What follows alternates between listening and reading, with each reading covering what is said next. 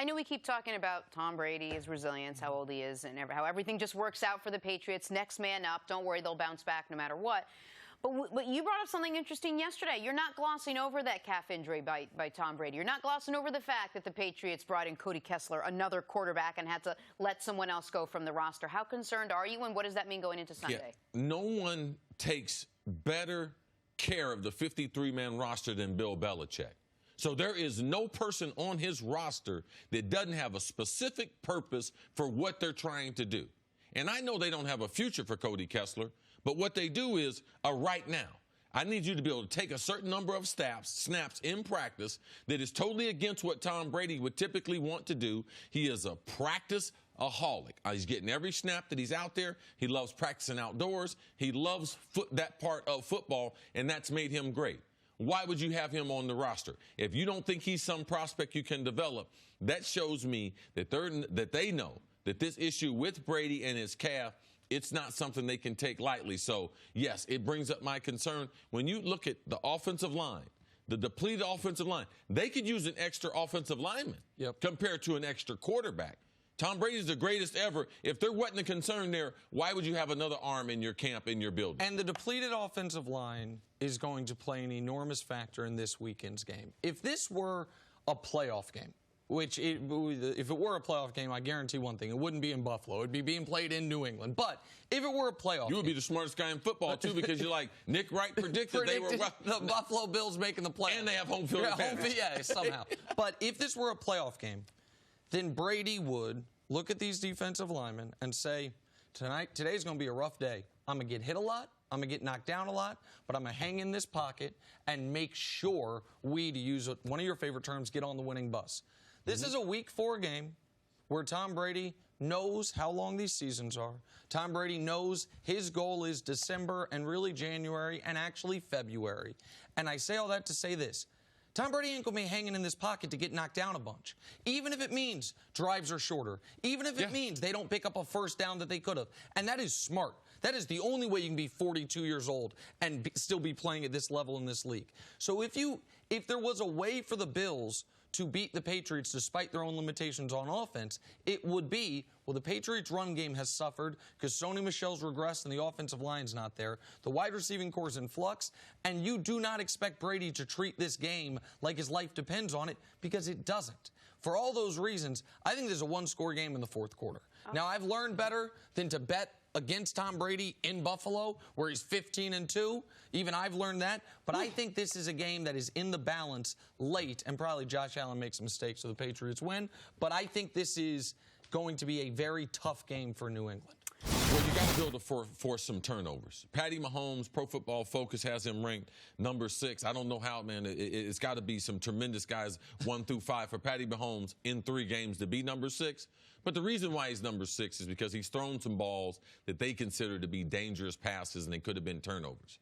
If those passes aren't converted into turnovers in Detroit, I don't see Detroit winning. They got to be able to create a 3-turnover game to give Matthew Stafford a short field and short opportunities. I do believe that Matt Patricia will come up with some game plans to be physical as far as the line of scrimmage, the same thing that Bill Belichick has done for years when Matt Patricia was the defensive coordinator. And that means sometimes your linebackers aren't going to rush first. They're going to hit anyone in the slot, that being tight ends, wide receivers, or running backs, before they get into their pass routes, and then trying to create chaos in the passing game, taking away his number 1 and 2 look, force him to hold the ball longer, and then you can get more pressure around him and create turnovers that way. But turnovers, that is the way that the Lions are able to pull off the upset Sunday. And I agree with you. I think it's the only way. I think that if the Chiefs are even or even just -1 in the turnover battle,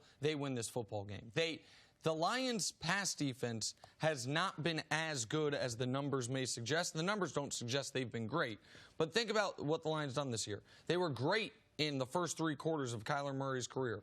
And then Kyler Murray and Larry Fitzgerald ate them alive in the 4th quarter of Week 1. Week 3, we saw how many – the narrative of that game against Philly was not great pass coverage, dropped passes by open receivers for Philadelphia.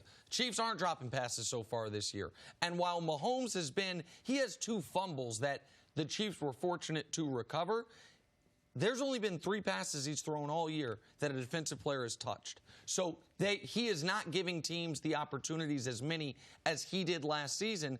And I know I joked about it earlier with me and Jeannie, but I'm not really joking.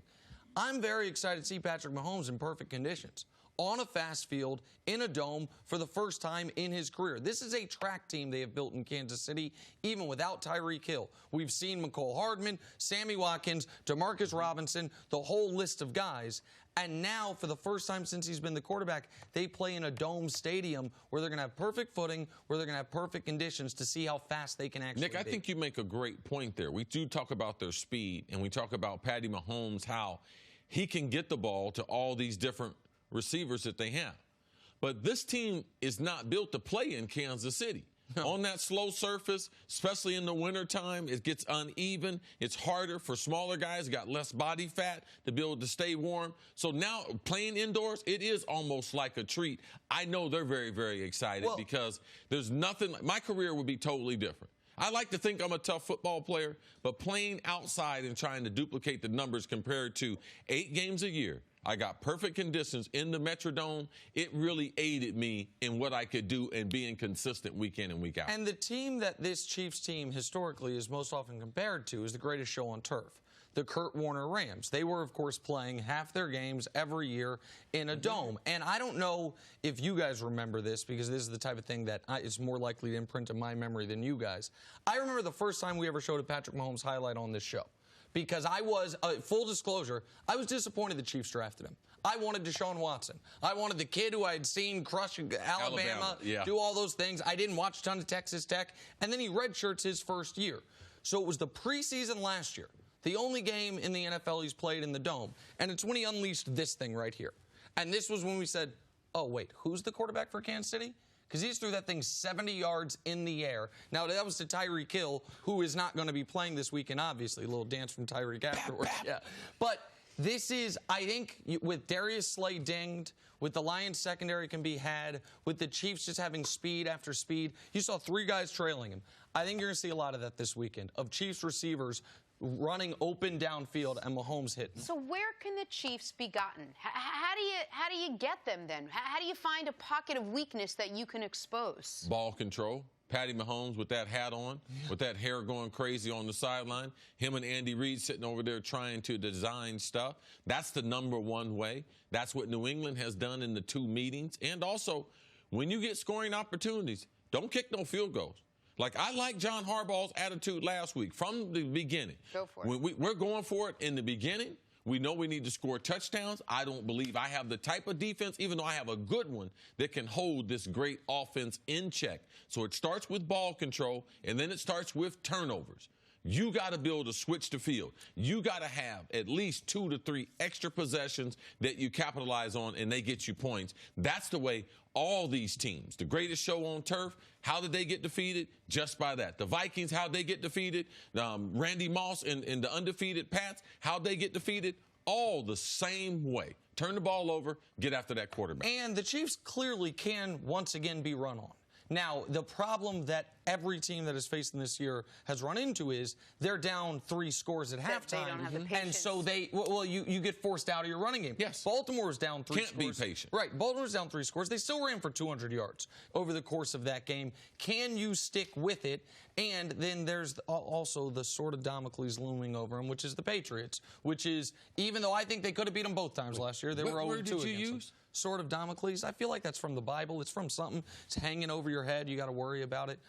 Thanks for watching. Subscribe here to get the latest from the show. Also, be sure to check out more of the best clips from First Things First, or go watch a few segments from our other shows on FS1.